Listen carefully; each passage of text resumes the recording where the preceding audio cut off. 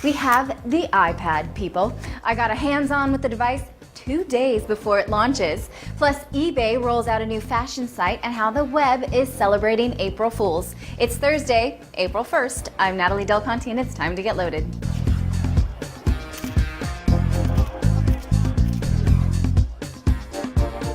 I have seen the iPad. I have held it with these own hands. I will not wash these hands again until I go to the restroom next. I got to show it off on the CBS Early Show today. Take a look.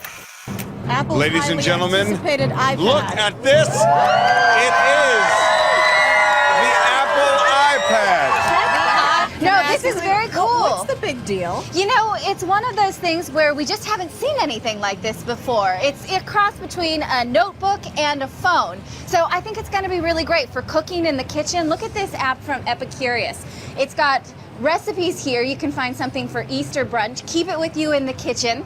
It'll give you all of these nice recipes. I really like the iBook reader, so this I think will probably replace my Kindle. I like reading books this way. I love the Look at Wow, how bring you it on turn the Kindle. page. Love the Some fighting Kindle. words. I mean, are you going to read from your, to your kid from the Kindle, or are you going to show him Winnie the Pooh Oh, boy. this way? It's so much nicer. Now, Natalie, Yeah. the other thing about this is, Apple has the history of producing items and then waiting for consumers to respond, and then 6 months later, it's version 2. Right. This has no camera on it. A lot of people Yeah. Skype and take pictures. Right. Do you anticipate we're going to see some changes to this pretty rapidly? I think we'll see some changes probably within a year or so, and they're going to see how consumers use it. It's one of those things where you don't really need it. We're all getting along just fine right now without it, but once you have Are it, we I really, don't though? think that I you're don't going to be think we okay are. without it. It's one of those things, once you buy it, you're not going to ever want to give it back.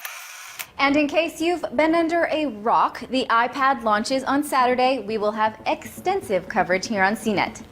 Meanwhile, web and app developers are furiously trying to make noise about their own apps.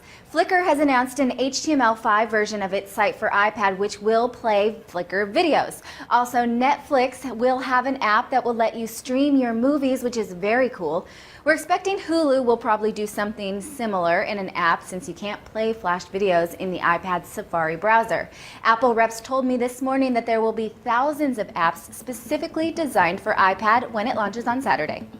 eBay launched a high-end fashion site this week in addition to the new classified site. The fashion site is called Fashion Vault, and it features fancy designers selling their clothes at discounts for limited time. You can either obsessively check these discounts or follow the site's Twitter feed to find them, although I hesitate to call this kind of thing a discount, though. $300 for an otherwise $500 pair of shoes hardly qualifies as a bargain, in my opinion.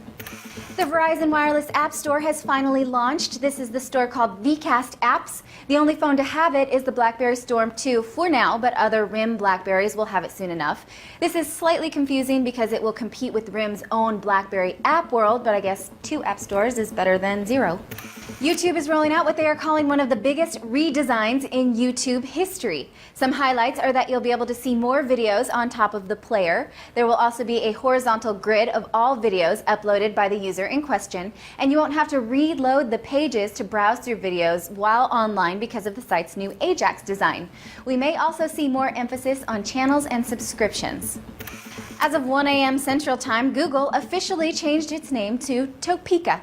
CEO Eric Schmidt posted to the official Google blog that the company would officially change its business name to Topeka in homage to the city of Topeka, Kansas. The city changed its name last month for just a day in a bid for Google's high-speed fiber for communities program. That means you'll be Topeka-ing something instead of Googling it. And in case you haven't figured this out, this is Google's April Fool's Day joke. And here's something that's not an April Fool's joke. I am expecting a baby in early August. I am 5.5 months pregnant with a little technology lover, I am sure. That may explain why my wardrobe has been slightly altered lately, so some of you, please stop writing me about how I look chubby. I'm not chubby, I've just got a baby loading.